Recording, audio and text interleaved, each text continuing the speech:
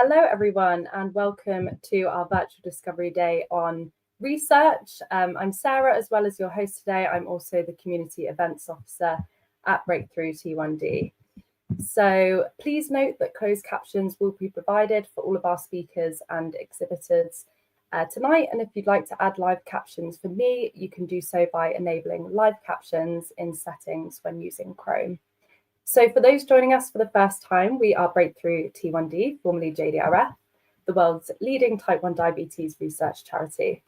And whilst our name has changed, our mission remains the same: to improve lives today and tomorrow by accelerating life-changing breakthroughs to cure, prevent, and treat type 1 diabetes and its complications. So tonight we are delving into the groundbreaking research that's shaping the future of life with type 1 diabetes and advancing the search for cures, both of which are at the heart of Breakthrough T1D's mission.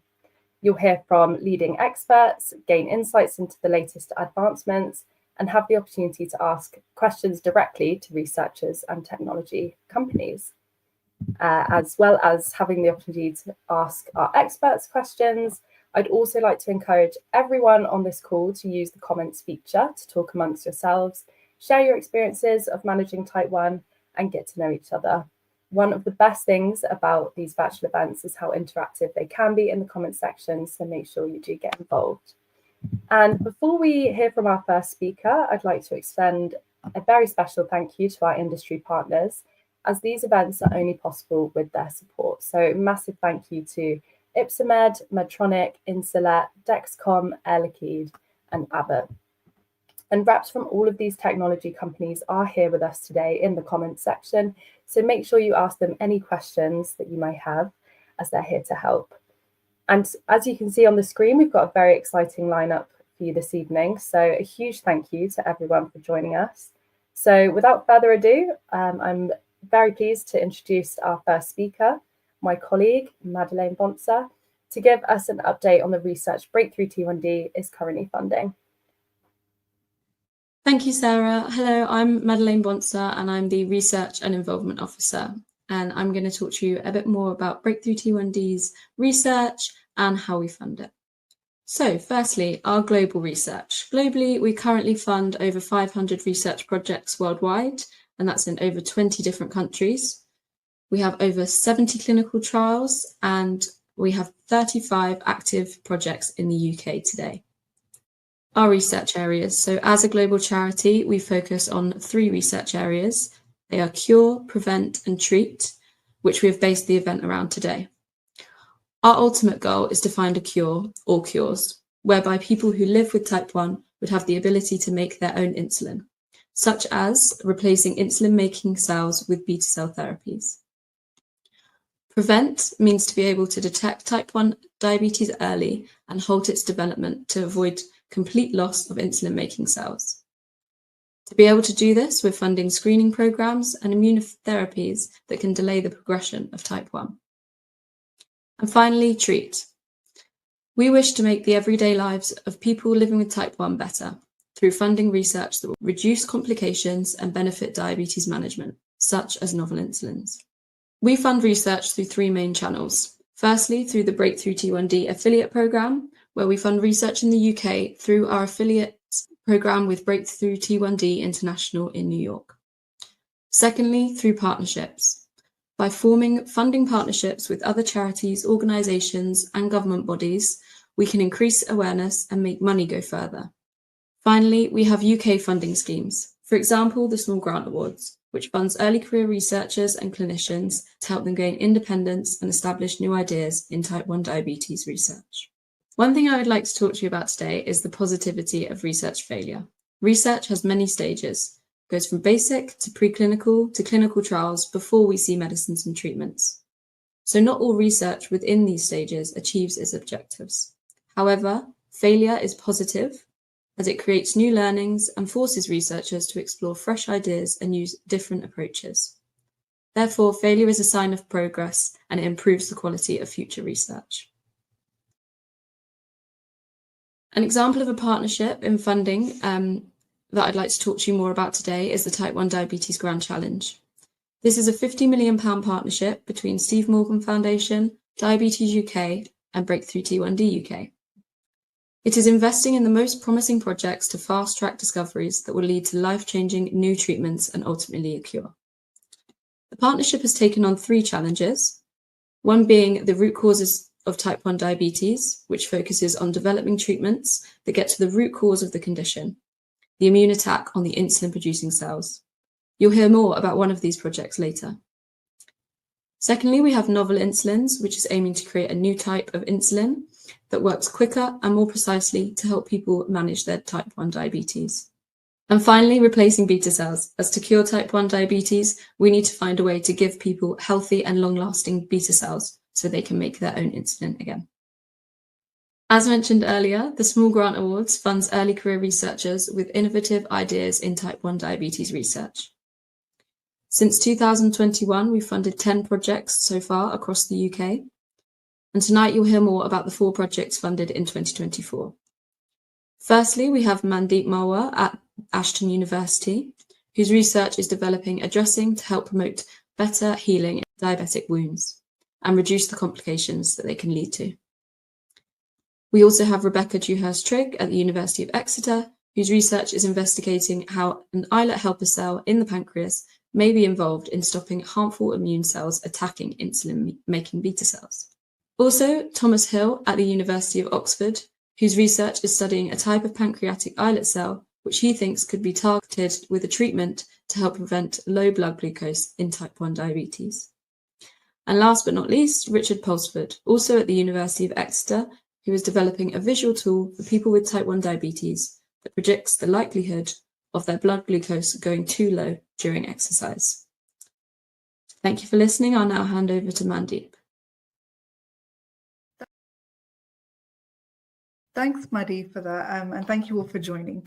So my name is Mandeep. I'm a researcher in diabetes, and this particular talk is about some dressings I've been developing to help improve diabetic wound healing. Now, diabetic wounds tend to heal slower than most wounds, and some of these wounds don't heal at all, and that's because of long-term inflammation and poor tissue repair. Okay, so we'll talk a little bit about the process of normal wound healing. So first we have hemostasis. That's when blood vessels constrict to stop the bleeding and clots form. We have the inflammation stage where white blood cells remove debris and prevent infection. We have the proliferation stage. This is where the new blood vessels form. And the connective tissue is where the epithelial tissue forms. Now, in diabetic patients, we have impaired wound healing. There is a prolonged inflammation stage.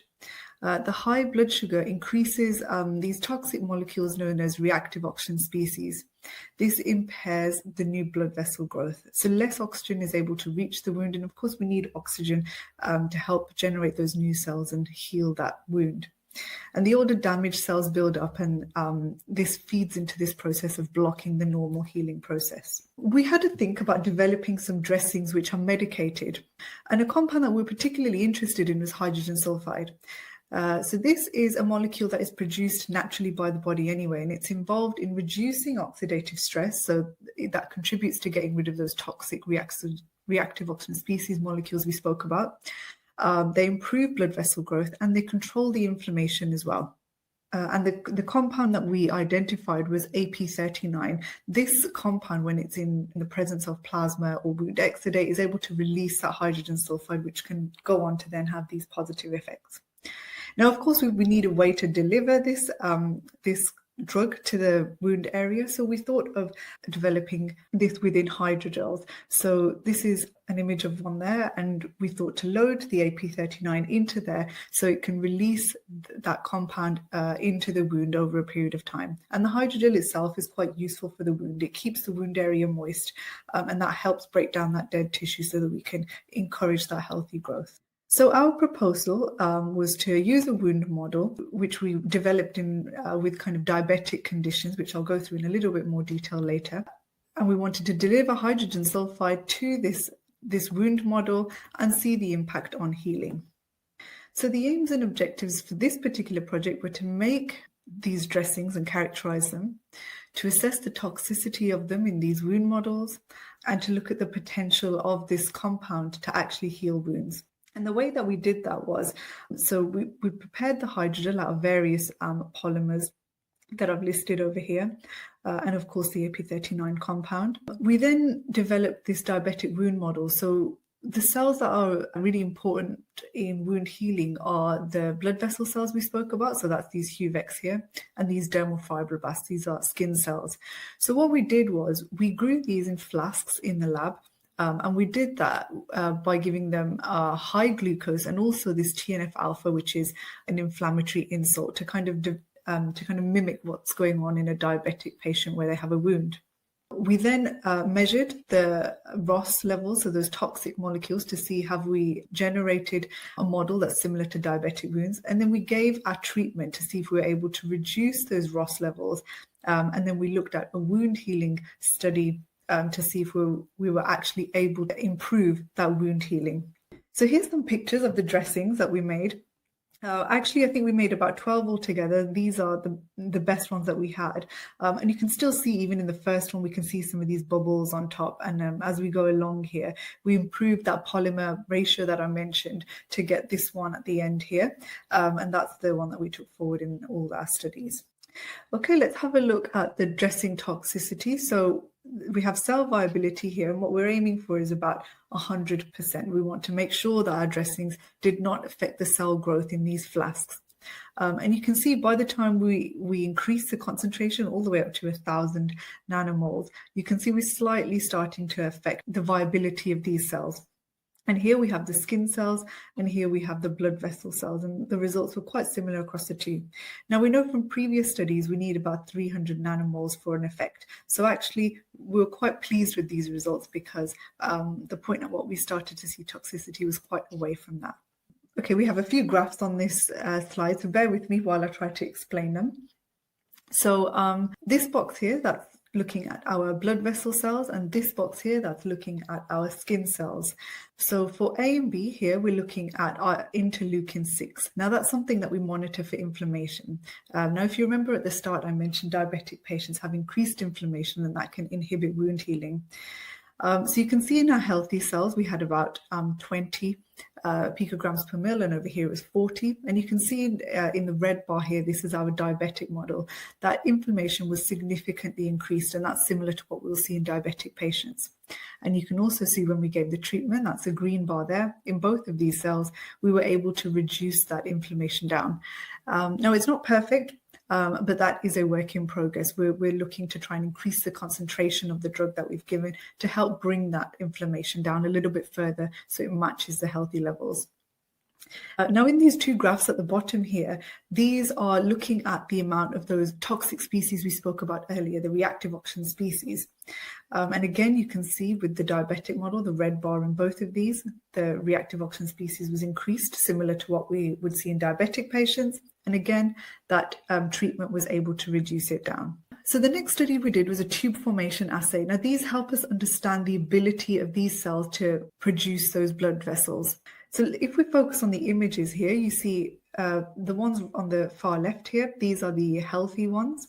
The ones in the middle, these are the diabetic flasks that we had. And you can see that there is less of a structure here compared to those first pictures. And that's because that kind of high glucose environment is inhibiting these blood vessels from forming.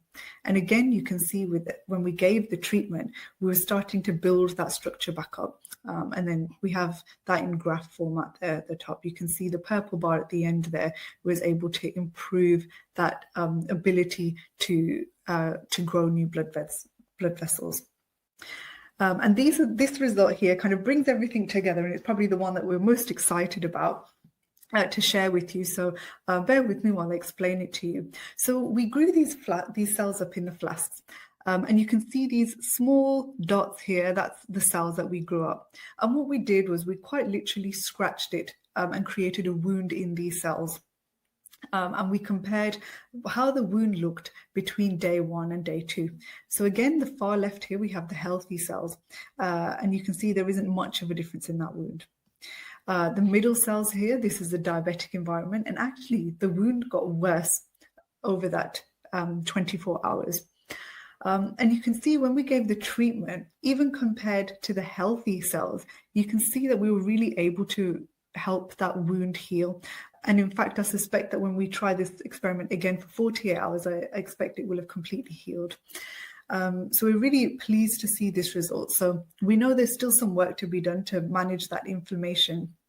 And we're looking at either giving an increased concentration or perhaps another antioxidant compound to help improve the wound healing potential of this dressing even more. So we're really excited to take these results forward because we really think that we might be able to help diabetic patients suffering with wounds to help them heal faster and help patients get back to living their normal day-to-day life.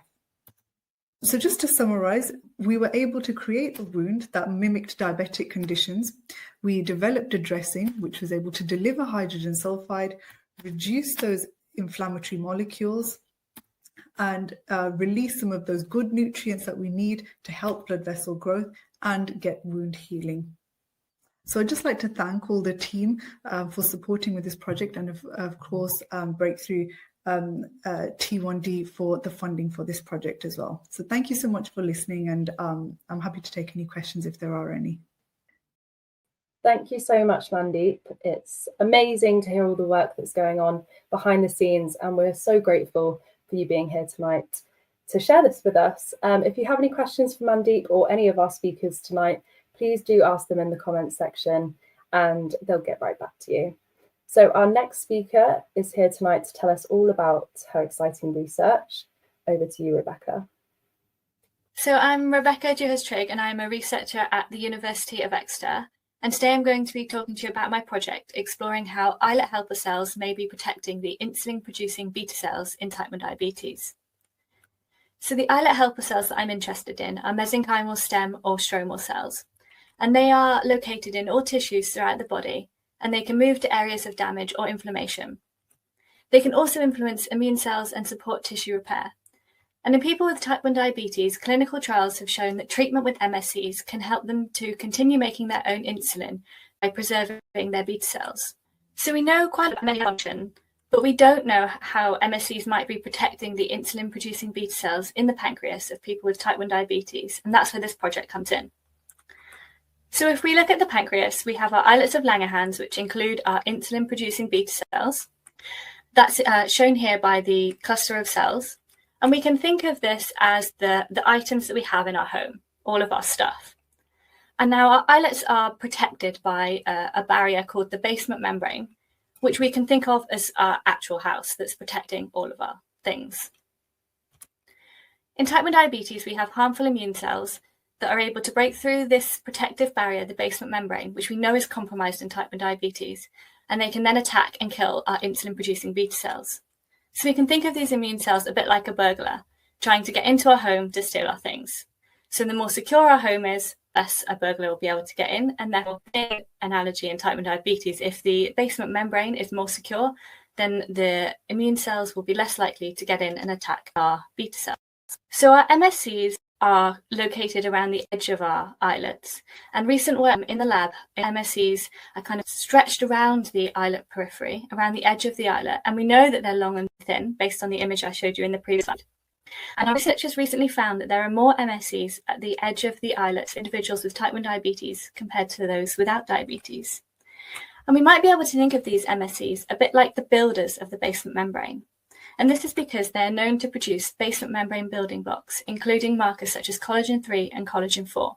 But we don't know how they might be doing this in conditions that reflect type 1 diabetes. And again, that's something that we hope to investigate in this project.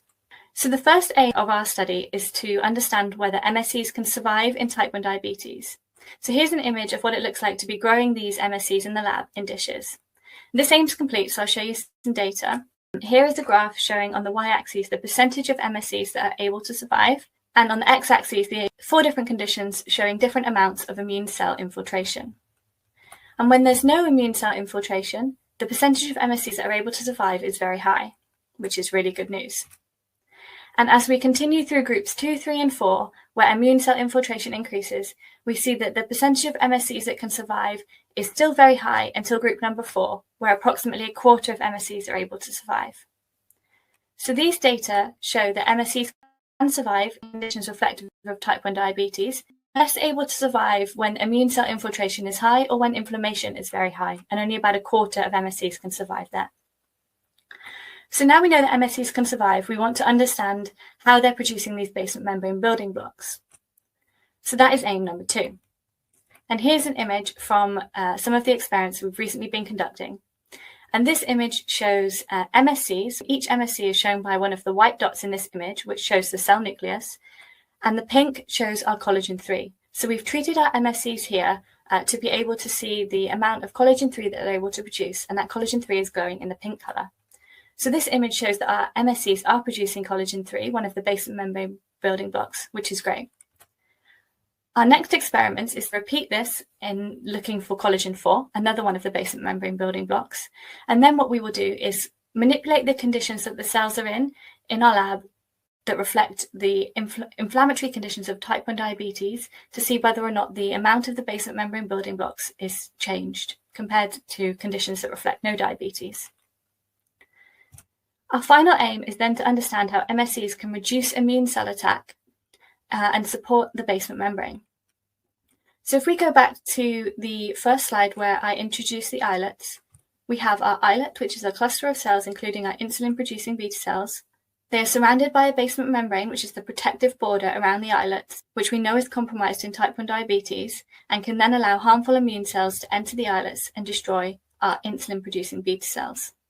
However, we do have the MSCs, or the Islet-helper cells, located around the edge of the islet. And we know that they're able to produce the basement membrane building blocks. So we want to understand whether or not these basement membrane building blocks will be able to stop or reduce the amount of immune cell infiltration into the islets, where they're able to kill our beta cells. So what we'll do is we'll set up an experiment in the lab to replicate this environment. And this is what it will look like. So I'll talk you through this here. What we'll do is we'll grow our beta cells on the bottom of a dish. We will then grow our MSCs in this middle section here, where they're able to produce the basement membrane building blocks. Then we will add in immune cells on top of these MSCs, and we will understand how these immune cells are able to migrate through the basement membrane, or this protective barrier that the MSCs are able to produce here, and we will see how these immune cells are migrating towards the beta cells. And this is experiments that will be starting soon in the lab. So these experiments overall will help us understand if there are changes in the way MSCs help to protect the insulin-producing beta cells in type 1 diabetes. And we may be able to identify areas that we can target therapeutically if there are changes to the way these MSCs are supporting the basement membrane in conditions reflective of type 1 diabetes. Now, this may lead to new ways for us to protect beta cells, which we could then implement to help delay or prevent type 1 diabetes. In addition, they could also lead to new ways for us to improve islet transplantation outcomes by better protecting transplanted islets or beta cells in the future. So thank you everyone for listening, and thank you to Breakthrough T1D for funding these experiments. Thank you to everyone else involved, and in particular those in the green box who've been directly involved in these experiments. Please feel free to ask any questions in the comments if you have any. Thank you so much, Rebecca, for that super interesting presentation. I'm now going to be handing over to our next speaker, Thomas Hill, for some insight into his exciting research. Thank you, Sarah. My name is Dr. Thomas Hill, and I'm a postdoctoral research associate working at the Oxford Centre for Diabetes, Endocrinology and Metabolism at the University of Oxford in the lab of Professor Patrick Roseman. And I work on islets, which are found within our pancreas. Now, the islets are responsible for controlling blood glucose levels in our body. And these islets are composed of a unique cluster of cell types. The majority of these cells are the well-known beta cells, which are represented by these cells here in white, and also shown in the white cells in this immunofluorescent image of a non-diabetic human islet to the left. And these cells are responsible for secreting the hormone insulin, which is required to lower blood glucose levels when too high. There are also the alpha cells, shown here in red, and these secrete the hormone glucagon, which is required to elevate blood glucose when too low. Now, there is also a rare cell type, which only constitute approximately 5 to 10% of the islet that receives very little attention, and these are the delta cells, shown here in green. The delta cells secrete the hormone somatostatin, which inhibits both insulin and glucagon release from the beta and alpha cells respectively. Therefore, delta cell somatostatin secretion, in a way, acts as a balance for controlling insulin and glucagon levels. So if the delta cells become affected and have altered function in diabetes, it disrupts normal insulin and glucagon levels. We know that type 1 diabetes is a problem of high blood glucose due to the autoimmune-driven attack and depletion of the insulin-secreting beta cells.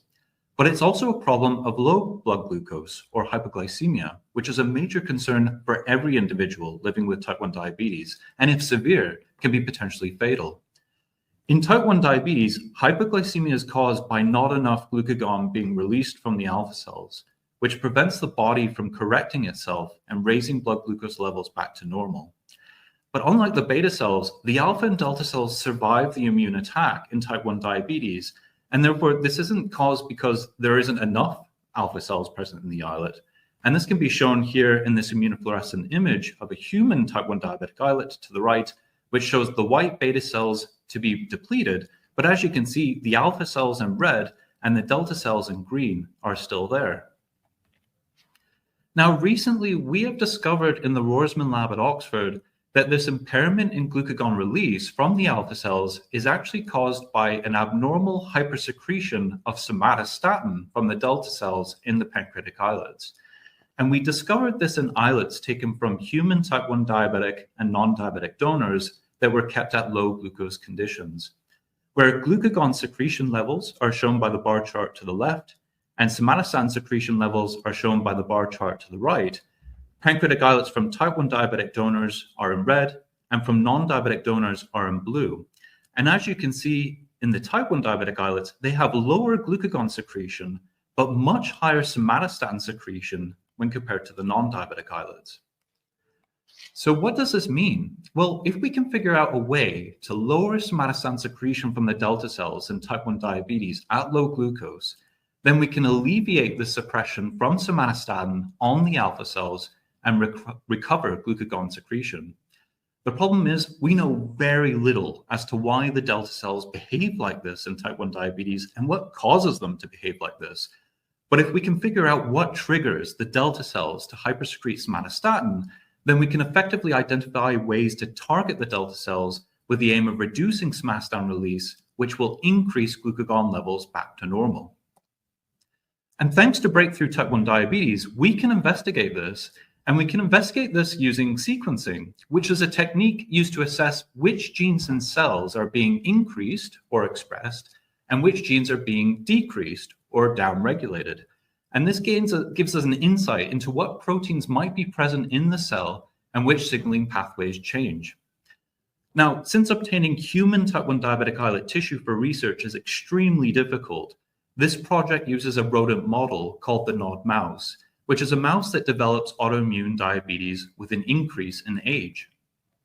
As in human type 1 diabetic islets, islets from the NOD mice show a progressive increase in immune cell-driven beta cell destruction with advancing disease progression. And this can be shown here in this schematic, which shows in islets taken from NOD mice that are older to have a more immune cell infiltration, where the immune cells are represented by these tiny purple dots, and they have more beta cell destruction, which results in the islets being smaller when compared to islets taken from NOD mice that are younger.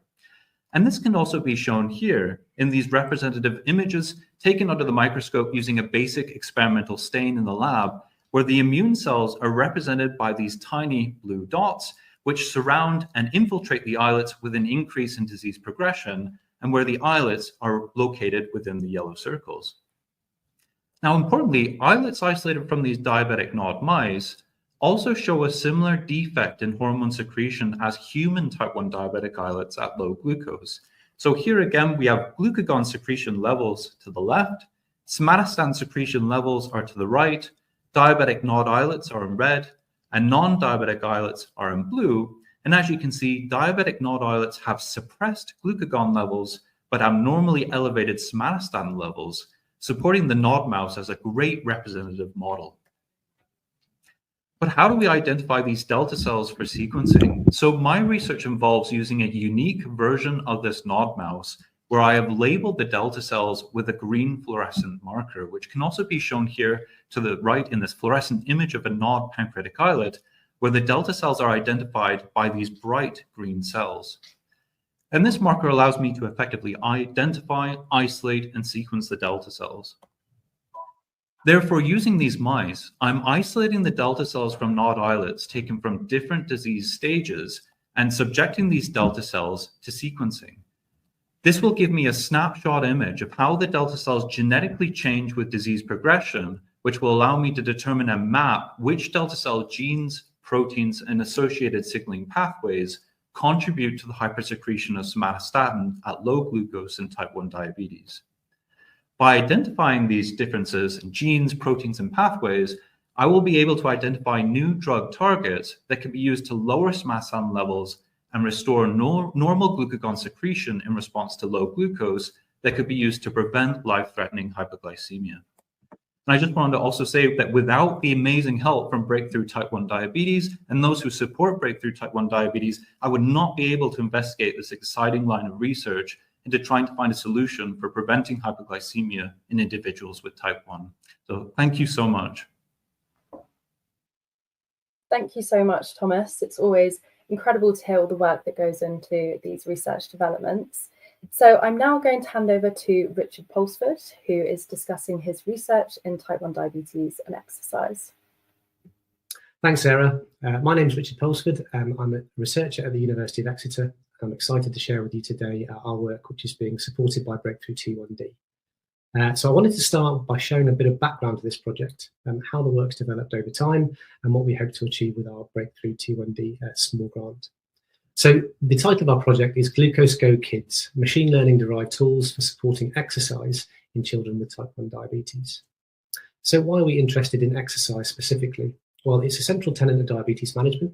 It's associated with benefits like better glucose control, reduced insulin requirements, and fewer of the longer-term complications of diabetes. But importantly, it's associated with better mental health, improved cardiovascular health and fitness, and it just makes us feel good. So given these benefits, the clinical advice is that people living with diabetes try and achieve around 150 minutes a week of exercise that's of a moderate intensity or more. But research suggests that despite these benefits and this clinical guidance, relatively few people living with diabetes are able to exercise regularly. And when we've spoken with adults and children living with type 1 diabetes, they told us that one of the main reasons they tend not to exercise regularly is fear or uncertainty about hypoglycemia during or after exercise. And research suggests that even when people do take their usual steps to prevent their blood sugar from dropping low during exercise and after exercise, between 1 in 8 and 1 in 10 bouts of exercise ends in hypoglycemia. So it seems like this anxiety and fear of having a hypoglycemic episode during or after exercise might be stopping some people from achieving these benefits of exercise. And that's the problem we wanted to tackle with this research. We started to think about whether we could come up with a way of predicting hypoglycemia. And we felt that if we were able to come up with a way to help people understand how likely hypoglycemia was, some of this fear and anxiety might be removed to a degree, and they could take steps to mitigate their blood sugar going too low during and after exercise.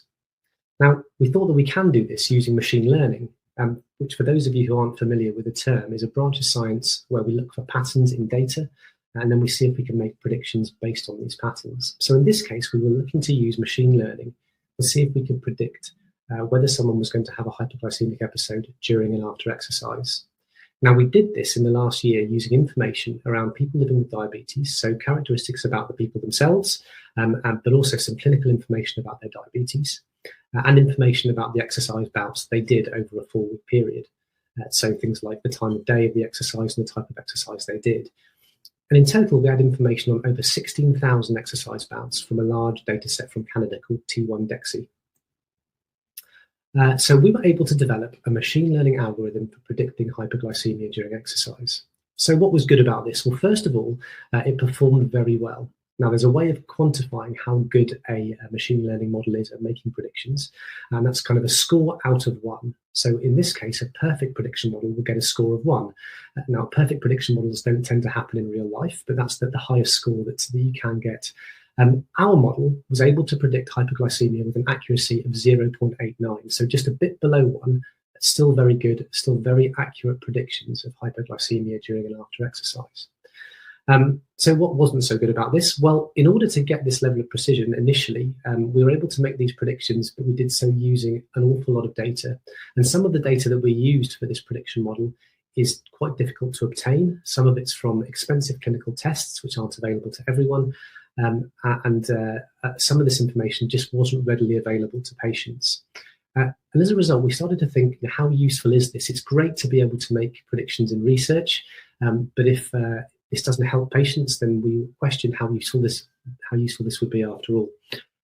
So our next mission became, can we simplify the machine learning model and focus only on information that's immediately available to patients? But importantly, we wanted to do this without losing the accuracy of the prediction model. We still wanted it to work well, but we wanted just to focus on data that was available to patients.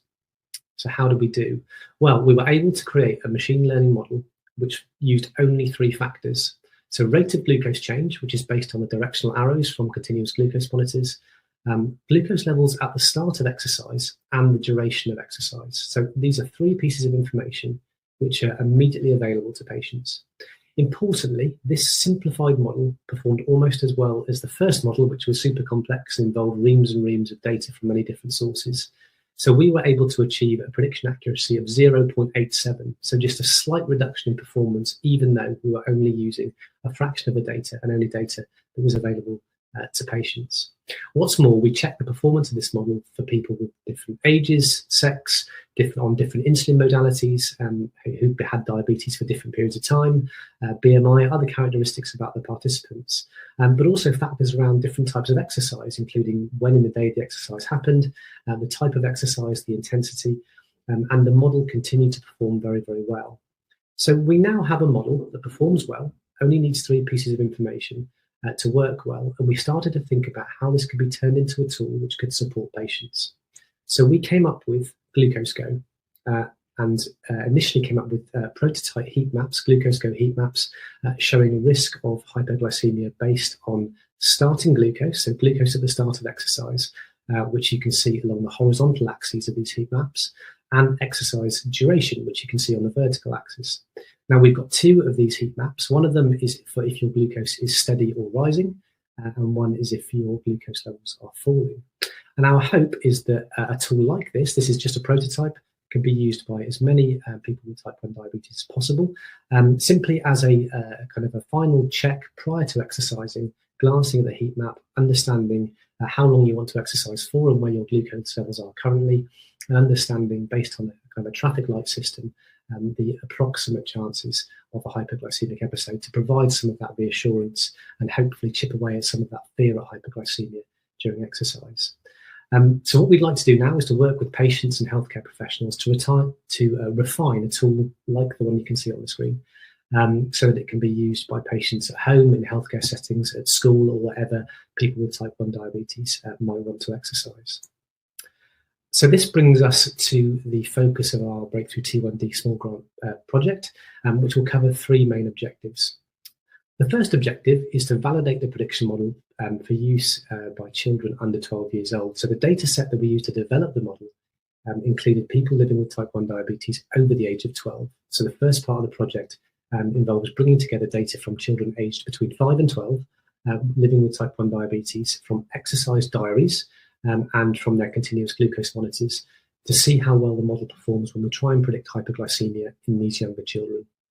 The second objective of this work will be to work with patients and their families to see how we can improve Glucose Go to make it as useful as possible for as many people as possible. So this will include questions like what should Glucose Go look like, how and where should it be available, different locations, different formats, different delivery methods, and importantly, what information should be provided with Glucose Go to make it as useful as possible for as many people as possible. So to do this, we're going to host a series of co-design workshops in the southwest of England.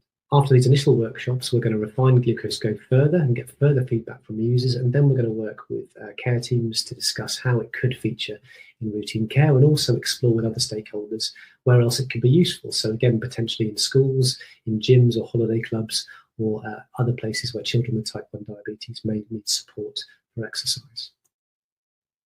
So that's a brief overview of our project.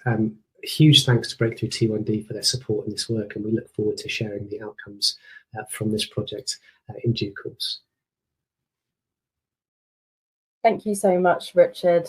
Some incredible presentations there from 4 of our small grant awardees. Next up, we have my esteemed colleague, Leslie Jordan, joining us, who's going to be talking about tech access in the UK. Thank you, Sarah. My name is Leslie Jordan. I am the Technology Access Lead to Breakthrough T1D. And I'm going to take just 5 minutes to talk to you about accessing technology on the NHS. So for continuous glucose monitoring and Flash is still available if you only use the handset that's provided by Abbott.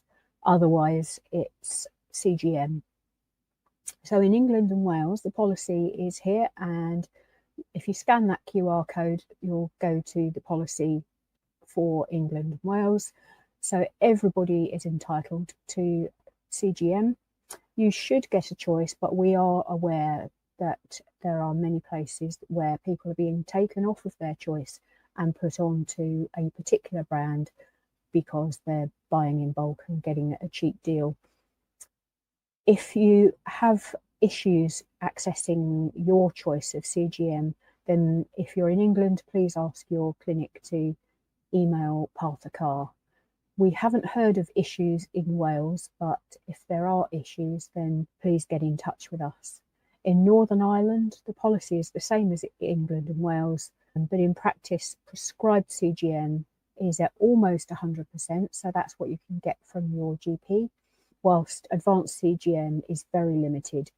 Again, there are issues, so the national team in Northern Ireland are working on improving access. And in Scotland, the policy is to offer it to all with type 1, but again, there are major issues with choice in Scotland. So there is a national team that's working on it, and you can scan that QR code to read the national policy as how it should be. now accessing hybrid closed loop and pumps. I've put pumps in brackets because very few clinics are now offering pumps without them being looped up to CGM, completing a hybrid closed loop system. In England and Wales, you can see the policy there. Again, in Northern Ireland, they have endorsed the guideline, and we are hoping that access will gradually improve over the next few months. And in Scotland, there is limited access to hybrid closed loop, although there's a very good policy.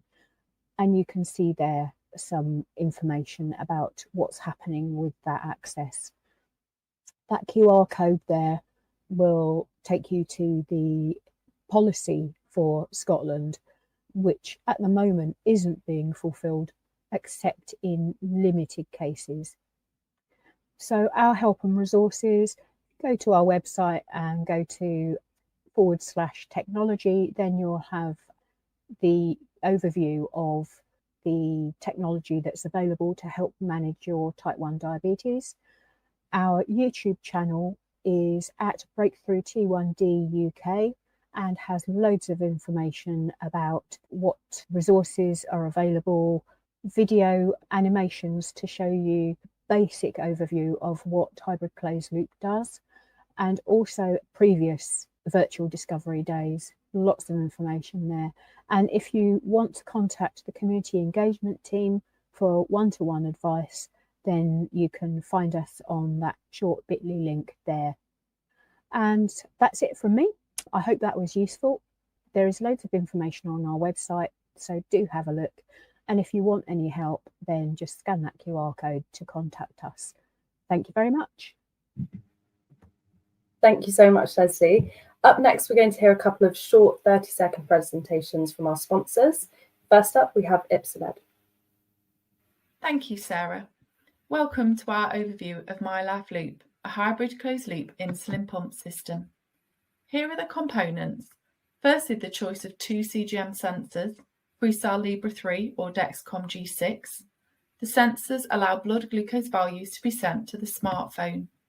The smartphone holds the algorithm.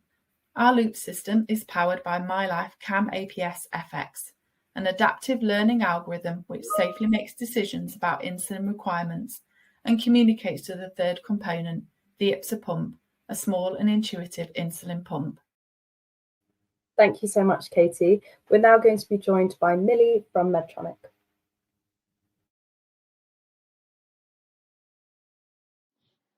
Hi, my name's Millie. I've had type 1 diabetes for 4 years now, and I'm currently using the Smart MDI system. I'm loving this system for so many reasons, but the top 3 benefits to me have been the fact that I can see my active insulin. It's an all-in-one system, so I can see my management within one app, and it's reduced the amount of thoughts that I have on diabetes, so I feel more free. And I really do hope that other people can experience the benefits that I have whilst using this system.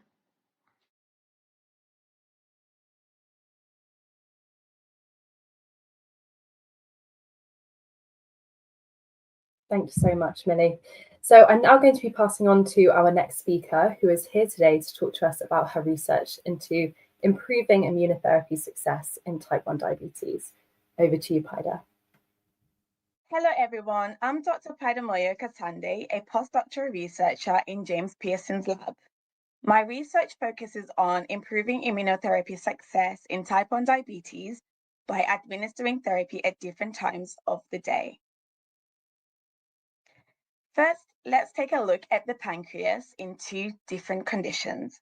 On the left, you can see a healthy pancreas where the beta cells are working normally, producing insulin to regulate blood sugar. But in type 1 diabetes, on the right, the immune system mistakenly attacks the insulin-producing beta cells in the pancreas. This makes it harder for the body to control blood sugar. We also have a special type of immune cell called Tregs. Think of them as your bodyguards. But in type 1 diabetes, there aren't enough, and they don't function very well, leaving your beta cells vulnerable to immune attack by the killer T cells in pink. Scientists are working on Treg targeting therapies to stop this immune attack, but there are 2 challenges. The first being, in type 1 diabetes, the Tregs are low in number and they don't work very well, making it harder to protect the beta cells from immune attack. The second issue is not everyone responds the same way. Some people see great results and others don't respond to therapy at all. So how can we improve Treg targeting therapies so everyone responds? If we could enhance our Tregs, so a greater Treg expansion, we could stop the immune attack on beta cells. We could also maybe improve beta cell survival, which will result in more responders to these therapies. So why does timing matter? To answer this, let's look at a special type of mouse called the non-obese diabetic mouse. These mice are unique because they spontaneously develop type 1 diabetes, just like humans do. This makes them a great model for studying the disease. At this stage, they haven't received any therapy, but by studying them, we've made an interesting discovery. So in the morning, these NOD mice have more Tregs compared to the evening, as you can see on the figure on the right. In the morning, the Tregs work better at protecting beta cells from immune attack, whereas in the evening, the Tregs are low in number and don't function very well, meaning they fail to protect the beta cells from immune attack by the killer T cells. Here is where it gets interesting. In humans with type 1 diabetes, the pattern is opposite of what we see in mice. In humans, there are fewer Tregs in the morning and more Tregs in the evening. So, does timing hold the key to better therapy success? So the change in Treg number and function is why we're so interested in timing. We are studying Treg targeting therapies such as the low-dose interleukin-2 with or without abatacept, given either in the morning or the evening. So NOD mice will be given therapy either in the morning or the evening.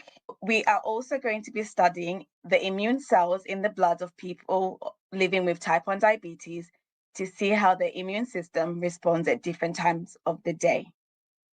So if we can find the ideal time to give therapy, we could potentially make Treg targeting therapies more effective for people living with type 1 diabetes. So what have we observed so far in our NOD mice? So when these mice have received interleukin-2 therapy with or without abatacept in the evening, we saw more Tregs were produced. The pancreas was able to continue to produce insulin, and because of this, the mice did not develop type 1 diabetes.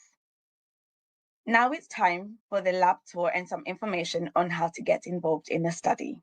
This is a short clip that will give you a glimpse into how we conduct these experiments. First thing first, lab coat on. I harvest pancreatic lymph nodes from NOD mice that have received therapy in the morning or the evening. Think of your pancreatic lymph nodes as your immune checkpoint. This is where your immune cells gather around before they are sent to your pancreas to either protect or attack your beta cells, those insulin-producing cells. So here I am breaking open the tissues to release immune cells. Next, I incubate my samples at 37 degrees, and this keeps them happy and in a functional state. 3 hours later, I add a mixture of antibodies, which will mark for key immune cells, including your Tregs, your bodyguards, and the killer T cells, the attackers. After 12 hours, we use flow cytometry to understand how therapy and time of day affects the immune cells. This is how the data looks before it has been processed and simplified. Every colorful dot represents an immune cell. That's a wrap. I hope you enjoyed the lab tour. Thank you. So if you are interested in learning more about our study or how to get involved, here's a brochure with all the details. Briefly, to take part in the study, you have to be over the age of 18, living with type 1 diabetes, and willing to come to Cardiff to give 2 blood samples in the morning, 7 a.m. and in the evening. You can contact me or the research nurses in the brochure. To summarize, the time of day affects 3 key things: your Treg expansion, the Treg's ability to suppress the killer T cells, and how well the body responds to therapy. By understanding when Tregs work best, we can improve Treg targeting therapies and potentially make treatment more effective for people living with type 1 diabetes. This is our amazing team working on this research. A huge thank you to our participants for their invaluable contributions, and of course, the mice who have helped make this work possible. Thank you all, and thank you for the opportunity to present my research and the work that's currently being conducted in our lab. Thank you. Thank you so much, Dr. Katsunde, for being here and providing insight into your incredible research. Next up, we're going to be hearing from Insulet. Thank you, Sarah. So just going to introduce the Omnipod 5 system, the first and only tubeless automated insulin delivery system that works with leading sensor brands, working to protect against highs and lows day and night with no multiple and daily injections. The discrete waterproof pod automatically receives glucose values from your sensor and adjusts your insulin every 5 minutes. The Omnipod 5 controller features include the Smart Bolus calculator for meal times and activity feature for exercise. Please feel free to ask any questions in the comments section. We're now going to be joined by our next speaker, Maddie from Digibete.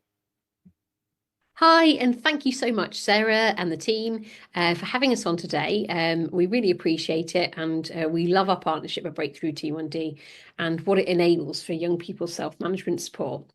So today we're going to talk to you about how Digibete both supports research, is involved in different research projects, and actually encourages young people to take part in research. So firstly, speaking of taking part in research, we're going to show you a little short film, a preview of a new campaign that we're going to be launching soon with Breakthrough T1D, which is looking at how we encourage young people to take part in research itself. And this project was made as part of a study weekend where we got young people together and we brainstormed ideas about how we could get young people more interested in research. We'd love to hear your thoughts. Here's Eden telling us what she thinks.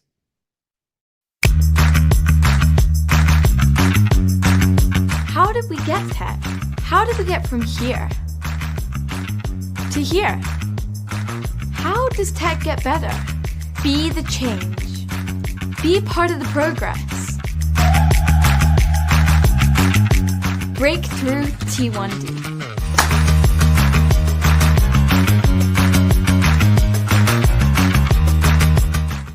Thanks so much, Eden. We really appreciate that. And it's just so important because technology would never evolve if we didn't put the research behind it. We need to check that it's clinically safe, that it's accurate, that it helps people, that it makes a difference. And so that is what research is all about. Pretty much everything Digibete does is all evidenced. And it's really important that we take some time out to evidence and evaluate what we're doing to ensure that the resources that we're creating and the tools that we're creating, such as coping with diabetes or our schools projects, are going to make a difference, but also are clinically safe. So I'm really pleased to talk to you today about 3 of the main areas that Digibete have been focusing their research on this year. So as I mentioned, it will be the schools project. It's the coping with diabetes tool that's been funded by Breakthrough T1D. And it's also the chatbot project, which has produced an enormous amount of research in itself, but also will continue to give us evidence and research as we develop it. So firstly, just want to remind us of what Digibete actually does. We are a paperless clinic tool, and we're here to support education by your age, and we're here to give you information 24/7 outside of the clinic, provide your clinic's information within the app, as well as communications from your clinic, Digibete, and a place for you to store your diabetes ratios. Effectively, it's a one-stop shop. But how did all this come about? This came about because of research. And it's the research that we've built over time which has given us the evidence to be able to say that this is an effective tool. So in itself, Digibete is a research tool. So we're now going to see a short film from Natalie Balmain, who talks about why clinical trials are safe and why it's so important to be involved in them. So, are clinical trials safe? The quick answer is yes. They are regulated by the Health Research Authority. They have to be approved by research ethics committees. They consider whether the research is safe and in the best interests of patients. Participants are informed at every stage and have to give consent, and you can withdraw at any time if you wish. They give you the chance to be at the cutting edge of new technology and treatments. They're regulated and regularly monitored. They give early access to revolutionary new technology. You can share the experiences with others and help get them involved. These trials can benefit you and the wider type 1 diabetes community. And every lesson learned in research is a positive step towards new treatments and technology. And they improve living with type 1 diabetes. Be the change, be the progress. Breakthrough T1D.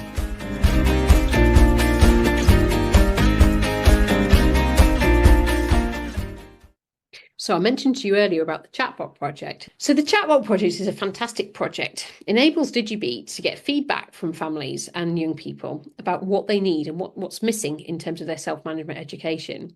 It's a really good, quick opportunity for young people to be able to get quick answers on things they might not be able to find information on or may not ask the clinic for. It's not a substitute for any care, but it's a really, really good adjunct. So just thinking then about the chatbot and how it might learn about behaviours and how we need to provide more information. There's also the other side of the chatbot, which is about providing that sort of psychology support out of hours. So providing information around sexual health and living with diabetes and all the things that we think about that we might not always ask our clinic. I'm going to come back to the Coping with Diabetes tool, and this is a fantastic tool. This has been developed with funding enabled by Breakthrough T1D, and this came about because of some research that happened in 2018. And the research showed that young people were really struggling with their mental health and diabetes, and that many of them were needing extra psychology support, but there just wasn't the psychology support to go around. So actually what we've decided to do with Breakthrough, and this came through as well from a family who were involved in Breakthrough, is come together and think about an early intervention tool to maybe prevent some of the escalation of mental health with diabetes. It's definitely not something that takes away from having real psychology support, but it is a good tool to use on your journey with diabetes and to maybe reframe some of your thinking.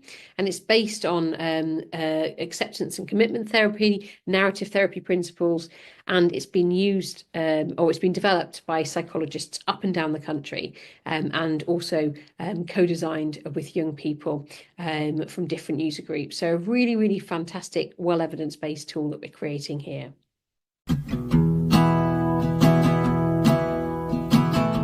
The Coping with Diabetes area is a new tool in the Digibete app. It's always important to remember you're not alone. There are more of us out there. We do exist. We're in little corridors in the UK somewhere, but we are there. We can find each other if you really want to find us. So yeah, definitely go out and look if you want to. But just remember you're not alone.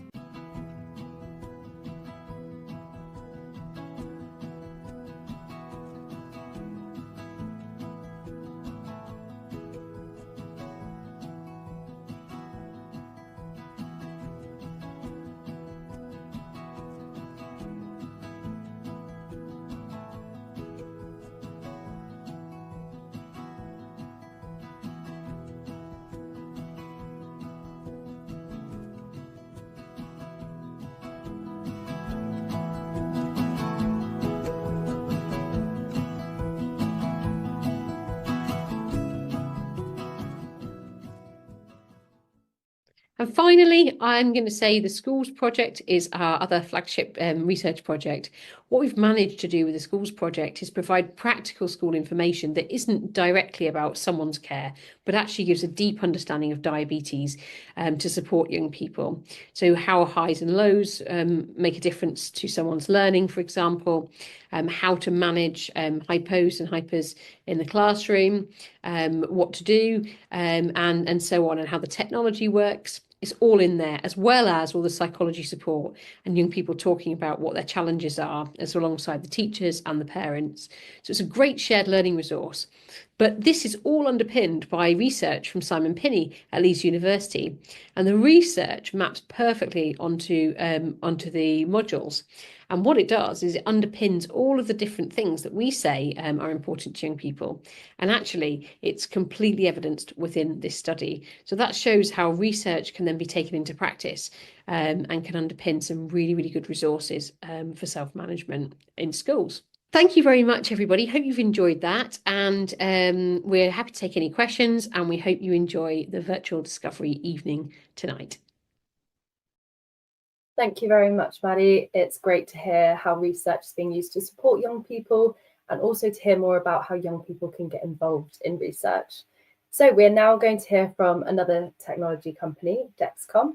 Thank you so much for being here. Over to you.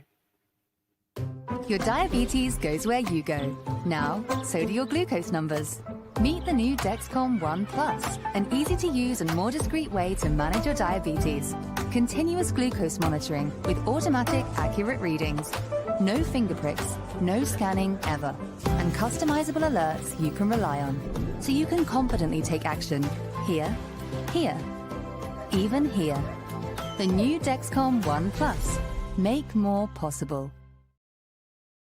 Thank you, Dexcom. We are now going to be hearing from the wonderful Professor Claire Meek for an informative presentation on type 1 diabetes and pregnancy.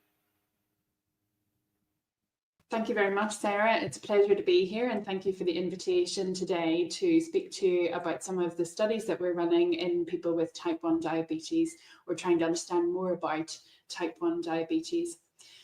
I'd like to introduce myself first of all. My name is Claire Meek. I'm Professor of Chemical Pathology and Diabetes and Pregnancy at the University of Leicester. Chemical pathology is really all about biochemistry, and of course diabetes you're all very familiar with already.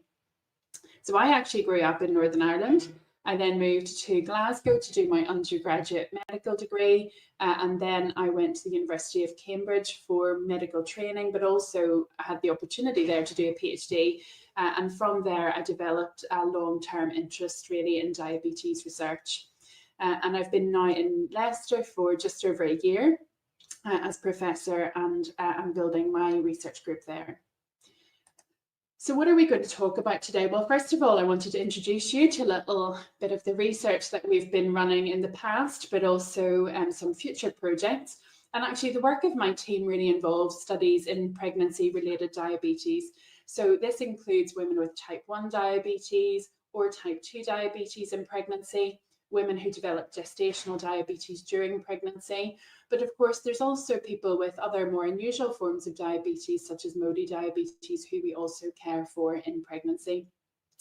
And part of my remit really is to run clinical studies. So those are either clinical trials or observational studies, recruiting patients, usually at some stage during that pregnancy process. So from conception all the way through pregnancy until afterwards. And the overall aims of my research really is to understand the effects of diabetes in pregnancy upon the health of mums and babies, to improve long-term outcomes in terms of health for mums and babies, partly by optimising the management of diabetes in pregnancy, but also, I think more generally, to grow and sustain long-term progress in the field of diabetes in pregnancy by training and mentoring junior scientists. And you'll see here on the slide a number of different studies that we run in different populations. So for example, Domino is a new study funded by Diabetes UK that we're just about to start, looking at outcomes for mums with type 1 diabetes in pregnancy and how we can improve them. So a little taster of the sort of work that we do. So first of all, actually, one of my studies recently, Digest, has been looking at a randomized controlled trial. And this is actually in women with gestational diabetes. So we recruited women with gestational diabetes, randomly allocated them to receive either a standard calorie diet or a reduced calorie diet during the latter part of pregnancy. And we followed those ladies up until delivery and after the baby arrived. And we were able to show that actually a little bit of weight loss in late pregnancy was actually really helpful for women and babies going through the delivery process. We also have some further studies that we use clinical data for. So part of my role here in Leicester is to run the Diabetes in Pregnancy service. And as part of that, we look after somewhere around 1,000 or 1,200 women a year. And we are very keen to adopt best practice here. And so, for example, this is a slide showing hybrid closed loop use within our population. And you can see we were able to bring up the time in range by around 20% this year in our 46 women who were started on hybrid closed loops. So we like using clinical data. We also quite like using biochemistry techniques, and this is a very quick snapshot of a biochemistry related study where we were able to use a drop of mother's blood to analyse lots of different chemicals in the blood, which we can put together as a sort of almost like a jigsaw puzzle to work out what is happening inside the mum, but also sometimes inside the baby. A further interest of ours is related to diabetes technology. So we've done quite a lot of studies looking at continuous glucose monitoring. And so some may be familiar with our earlier study called Concept, which looked at continuous glucose monitoring in mothers with type 1 diabetes in pregnancy. And because that was so successful, actually, there's now been availability of CGM in pregnancy internationally, really in type 1 diabetes. And we're interested to improve the evidence also in type 2 and gestational diabetes.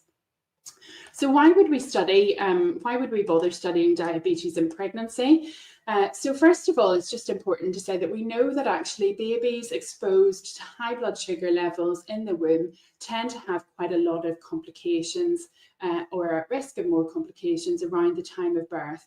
And that can be conditions such as large gestational age or having a big baby or having low blood sugar levels called neonatal hypoglycemia. And a lot of those complications are related to how the baby responds to high sugar levels in the womb. And so we know that babies who are exposed tend to make their own insulin, but they make too much of it, and that causes the big babies and also the low blood sugar levels after birth. But we're also interested in long-term health of mums and babies, and we know that in general, being exposed to high blood sugar levels in pregnancy has actually potentially quite long-term effects. So we know that the high sugar levels are associated with sometimes with an increased risk of obesity or insulin resistance in later life. There's some associations with neurocognitive disorders such as depression or autism spectrum disorders. But for the purposes of type 1 diabetes, we're also really interested in how the development of autoimmune diabetes in children might be influenced by pregnancy events. And so I'd just like to spend a little bit of time talking through why we think that's the case. So this is a slide actually taken from the JDRF website, as was, looking at the stages of type 1 diabetes. So actually, there's 4 stages shown here. The 2 early stages can actually happen often really before diagnosis. And stages 3 and 4 here show what happens early in diagnosis really, and then longer term. And so the very beginning really of type 1 diabetes developing, there's some sort of immune attack which occurs related to not just genetic risk but also something in the environment, some sort of exposure that we're still in lots of ways quite unclear what that is. So given this exposure, the genetics meets the environment, if you like, then there is an event that triggers the start of autoimmunity. So the start of the body attacking its own cells in order to gradually start that trajectory towards type 1 diabetes. Now, at stage 1, which is the very earliest bit here, you can see that actually there's normal blood sugar levels, although antibodies may start developing in the blood, and those are little proteins that we can use to monitor and look at autoimmunity. And as time goes on, the blood glucose levels start to become a bit abnormal until eventually that culminates in clinical diagnosis. Now, the real question, I think, for us is, well, to what extent does this actually happen in pregnancy? So we know that some of those early exposures, the early environment exposures, can actually be influenced by events in the womb. And so we know, for example, that certain types of viruses, when pregnant women are exposed, are associated with slightly higher risk of type 1 diabetes in offspring. And so there's this belief that actually pregnancy is a really crucial time for determining who develops type 1 and who doesn't among a group of genetically at-risk children. So how are we then looking at this further? Well, one of the things that is actually really poorly understood in some ways is that mums with type 1 diabetes and dads with type 1 diabetes give different levels of risk to their children.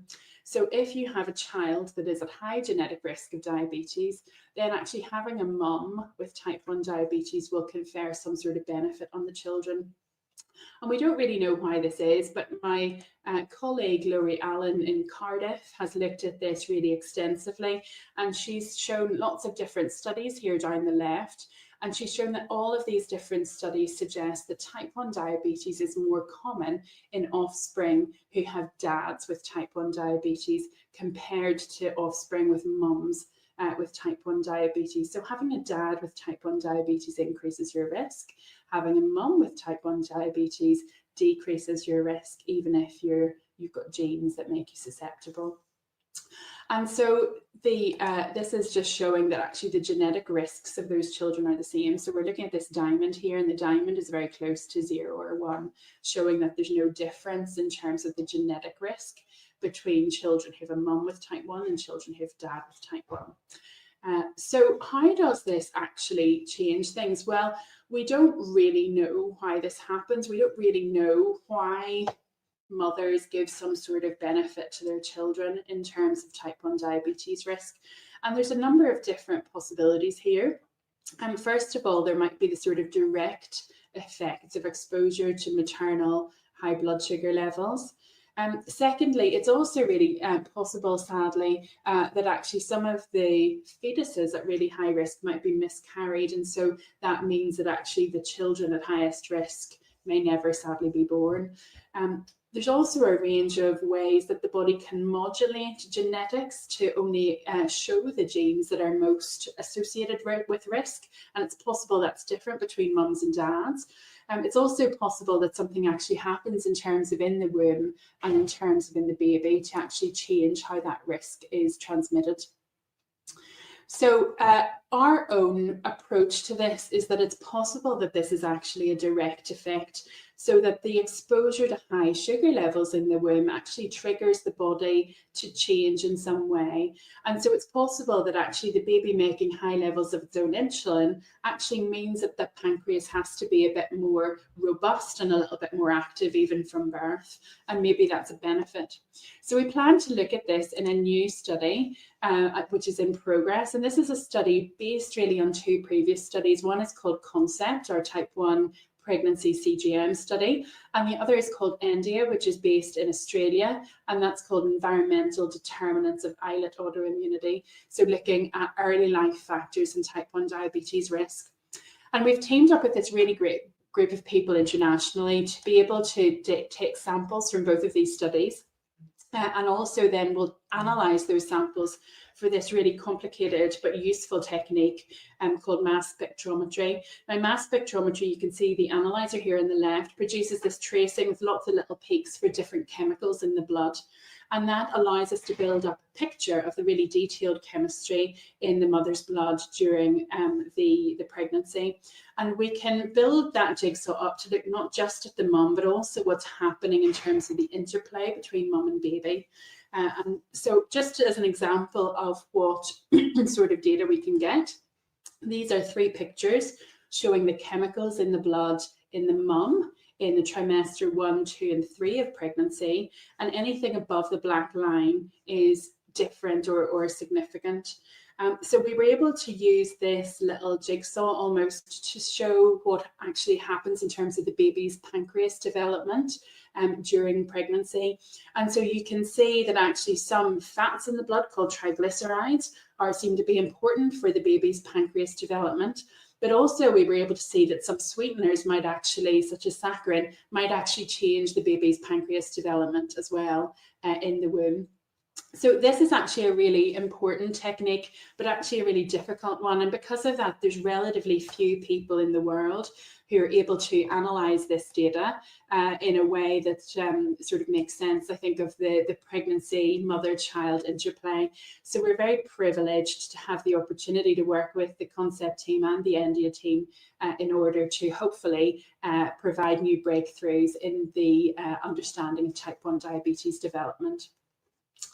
So I would just like to finish with a few conclusions. So first of all, we've talked through today that type 1 diabetes in a very early stages may actually start in pregnancy, in development in the womb. And we certainly know that events in pregnancy can shape the children's risk of developing type 1 diabetes, even if they're at high risk in terms of genetics. It's also clear that mothers confer some sort of protection on the risk of type 1 diabetes in offspring, but it's still really unclear how this works, whether this is related to the baby's pancreatic function or whether this is related to the passing on of genetic risk in a different way. We don't know the answers to this yet, but we're hoping to find out some new answers in our new study with teams across the world. So a huge thank you to Breakthrough Type 1 Diabetes for funding our work, and we look forward to sharing the data with you over the next few years. Thank you. Thank you so much, Claire, for that incredibly informative presentation there. Super interesting to hear about all of the work that goes on in this space. If you have any questions for Claire, please do feel free to drop them in the comments section where Claire will be happy to answer them. We're now going to hear from Air Liquide.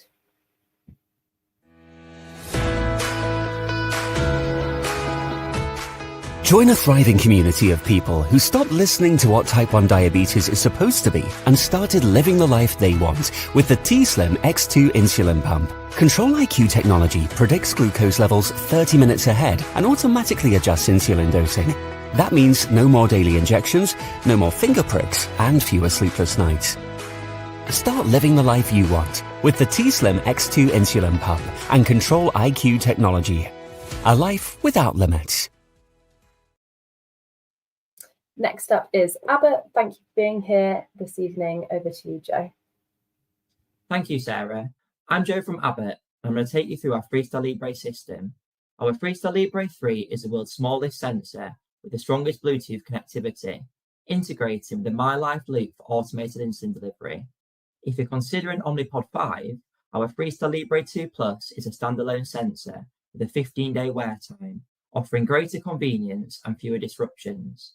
It also provides outstanding accuracy at the low glucose levels, giving peace of mind for those concerned about lows. Thank you, and I'm here for any questions. I'd like to say a huge thank you to all of our speakers for telling us all about their exciting research. If you'd like to learn more about our research, you can visit the Breakthrough T1D UK research webpage or the Breakthrough T1D International research webpage. And if you'd like to learn more about the Type 1 Diabetes Grand Challenge and the other funded projects, please visit their website. Also, if you would like to get involved in research, we have lots of opportunities on our website to get involved in research studies as well as clinical trials. I'll now hand back over to Sarah to close out. Thank you very much, Abbott and Maddie there. I'm now just going to finish off with a few bits from Breakthrough T1D.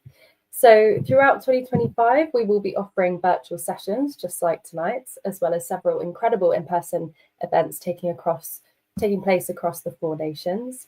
If you're keen to stay up to date on our upcoming events, please hover your phone camera over the QR code on the screen now, or use the link that has been dropped into the comments section and keep an eye on our page. We're always looking for people connected to Type 1 to share their experiences at our virtual and our in-person events. If you're interested in joining a future lived experience panel, please scan the QR code to tell us a little bit about yourself and the topics you're passionate about. We'd love to have you involved. There are also many other ways to get involved and support our work.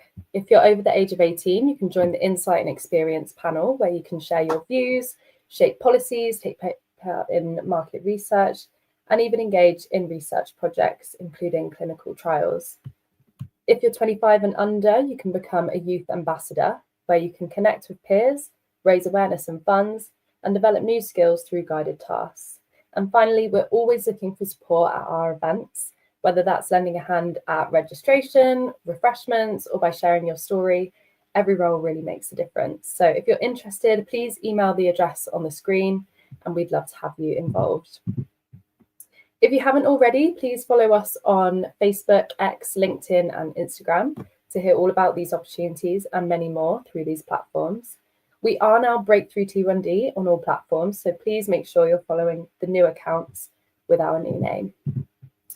And finally, we would really appreciate your feedback on this event. If you have a couple of minutes now, please follow the link that's been dropped in the chat or hover your phone camera over the QR code on the screen. If you'd prefer to do this a little bit later, then we will be sending you a link in a few hours, so keep an eye on your inbox. We really do value your opinions and take on all your feedback so we can ensure all of our events continue to improve. A huge thank you to our sponsors, our speakers, my colleagues, Chris, Emma, Helena, Leslie, Maddie, Dan, Lucy, and Caroline, who are all behind the scenes, and to all of you who are with us today. We are going to hold the webinar open for another 15 minutes or so to give you a chance to read anything you might have missed in the comments section. And we'll also be sending out a YouTube link to this event through email, so keep an eye out for that. And please feel free to share this far and wide if you have found this event useful. So thank you again, and we hope to see you at our future Discovery Days soon.